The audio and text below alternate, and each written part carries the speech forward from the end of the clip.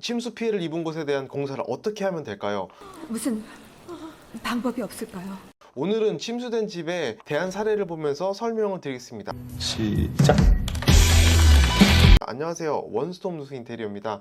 이번 현장은 아파트 공용 하수관이 역류가 돼서 피해를 입은 현장인데요. 피해자분은 어느 순간인가부터 집안이 꿉꿉하고 습하셨대요. 비릿한 냄새도 났던 것 같다고 하시더라고요.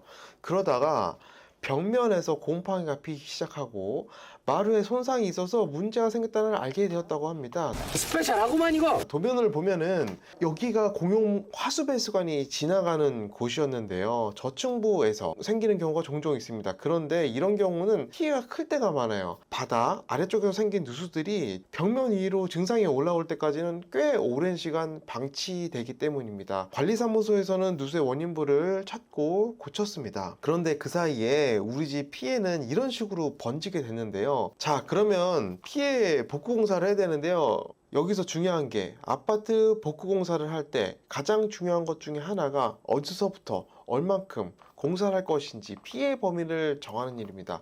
집안 곳곳에서 벽체 위로 올라온 흔적들을 발견할 수가 있었는데요. 사진처럼요. 누수된 물이 위에 아래에서 위로 올라온 이런 것들, 육안으로 드러나는 경우에는 이렇게 공사를 하면 됩니다. 여기 피해를 입증할 수 있으니까요. 그런데 문제는 피해가 표면적으로 나타나지 않는 곳이에요. 예를 들면 이런 곳이요.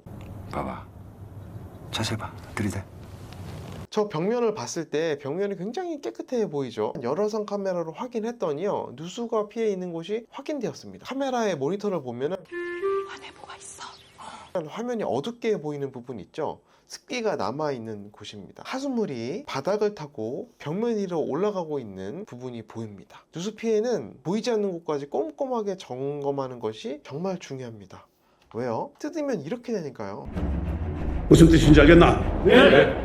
이거 안 하고 공사를 안 하고 넘어섰으면 어떻게 할 뻔했습니까? 잘 확인하는 게 너무너무 중요합니다. 마루 쪽 피해도 보겠습니다. 마루는 오랜 기간 물에 노출되면 마루는 이런 식으로 바뀌게 변형이 되는데요. 데미지가 입은 마루가 불면서 서로 밀게 되고 양쪽 끝분이 밀려서 올라오게 됩니다. 올라왔죠. 그 당시에 마루서에 있는 부분을 세게 눌러주면 하수물이 이런 식으로 바깥으로 나왔어요. 심한 곳을 보면 이런 식의 변형도 있네요. 어떤 부분은 손가락으로 들리기도 했어요. 결론적으로 꼼꼼히 점검하였고 저희가 판단한 피해 범위는 이렇습니다. 여러 측정 장비를 통해서 보험사에 이 내용을 잘 전달을 하였고요. 보험사와의 협의는 잘 끝났습니다. 보험사도 당연히 합리적인 의견과 증거 자료를 제출하면 안 해줄 이유가 전혀 없습니다. 근데 협의가 가장 어려웠던 부분 중에 하나가 안방 화장대 부분이었어요. 심적으로는 화장대 뒤쪽에도 누수가 있을 것 같았지만 밖에서 보였을 때는 피해가 전혀 보이지 않았기 때문이에요. 보험사에서는 이런 식으로 주장을 했어요. 뜯고 나서 피해가 있으면 피해에 대한 범위를 인정해 주지만 피해가 없는 경우에는 그에 수반된 공사 비용, 철거 비용이라든지 가구 비용은 피해자분이 부담을 하라고 얘기를 했습니다. 이거는 보험사의 주장이 충분히 맞는 말입니다. 왜냐하면 추측만으로 피해 공사가 아닌 부분까지 공사를 해줄 수는 없으니까요. 결론적으로 만약에 문제가 없다면 이 부분에 대한 공사비를 받지 않겠습니다. 향후 모든 책임 역시 제가 지겠습니다. 됐습니까? 라고 얘기를 했어요. 확실해 가지고 뜯었고요. 뜯었더니 이렇게 됐습니다. 그동안에 쌓인 경험과 노하우가 있기 때문에 저희는 누수가 있다는 걸 확실할 수 있었어요. 철거를 안 했으면 곰팡이가 문제가 되지 않았을까요? 기존 벽체를 철거하고 곰팡이 제거 작업, 공사 마감 공사까지 해준 거고요. 가구까지도 잘 설치해 줬습니다. 살린다. 무슨 일이 있어도 살린다. 자, 다시 돌아가서 이번 현장의 공사 범위는 이렇다고 했죠. 굉장히 넓습니다. 할 게 많습니다. 피해 가족분들은 현장에서 거주를 할 수가 없어서 공사 기간 동안에는 근처에 있는 숙박업소에서 거주를 할 수밖에 없었어요. 가구와 집기를 잘 포장했고요. 보관 창고로 보내지게 됩니다. 공사 준비를 하게 되는데요. 세대 간 동의서도 받고 엘리베이터와 복도 보양도 잘 해줍니다. 세대 내 보양도 역시 마찬가지로 꼼꼼히 보양을 해주고요. 자, 뜯겠습니다. 철거를 합니다. 이렇게 곰팡이가 있는 부분이 보이게 됩니다. 뜯고요, 쭉쭉 뜯습니다. 폐기물도 많이 나왔네요. 자, 뜯은 후에는 곰팡이가 있는 곳에 항균 작업을 해줍니다. 탈취 작업도 해주고요. 냄새가 나니까요. 살균 작업도 해줍니다. 범위가 넓다 보니까 이 항균 작업이 꽤 오래 걸렸어요. 오지게 걸릴 뿐.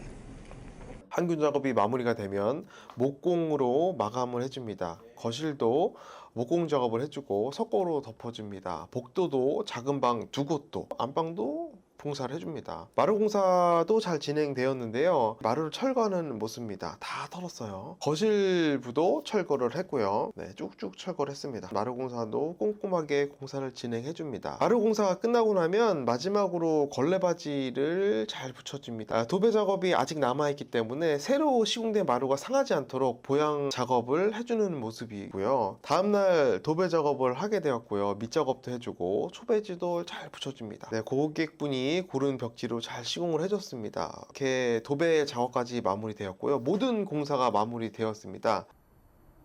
이 형 되게 잘한다. 난 놈이지. 공사 기간이 길었고 그동안 생긴 분진들이 쌓였기 때문에 청소를 해야겠죠. 보양제를 걷어주고 창문과 창틀 사이에 있는 부분, 바닥과 곳에 쌓인 먼지들까지 화장실도 꼼꼼하게 청소를 해줍니다. 이렇게요. 자, 마무리가 되었습니다. 이게 그 누수되었던지 맞나요? 네, 다른 방입니다. 거실입니다. 자, 이렇게 누수 피해 복구 공사는 잘 마무리가 되었습니다. 그렇지만 아직 한 가지가 남았죠. 이삿짐입니다. 다음날 보관했던 짐들이 들어옵니다. 침대도 설치하고 소파도 설치하고 책상도 원래 자리로 놓습니다. TV도 설치해주고요. 자, 짐 정리까지 모두 잘 마무리가 되었네요. 이렇게 마무리가 됐고요.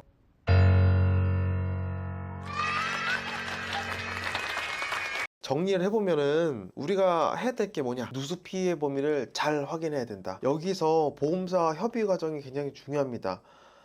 누수가 피해 입지 않은 부분까지도 잘 얘기를 해야 되고요. 피해가 입지 않은 부분 당연히 공사를 하면 안 됩니다. 자, 두 번째, 공사 가능 여부를 판단합니다. 더 이상 누수가 있는지 없는지 확인도 해야 되고요. 세 번째, 공사 기간 중에 피해 세대 가족분들은 숙박업소로 이동하셔서 거주를 하셔야 되겠죠. 보관인사가 들어가고요. 누수 피해 복구 공사를 잘 해줘야 됩니다. 인테리어 공사죠. 2차, 3차 피해가 없도록 곰팡이 항균 작업, 그리고 전기 점검이나 설비 점검 등이 필요합니다. 마무리로 청소와 이삿짐까지 잘 마무리되면 되겠습니다.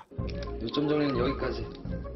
네, 누수 피해 입으신 분들 같은 경우는 이런 식으로 공사를 하시면 된다라고 머릿속에 넣으시면 될 것 같고요. 지금까지 원스톱 누수 인테리어였습니다. 영상이 도움이 되셨다면 구독과 좋아요 부탁드립니다. 감사합니다.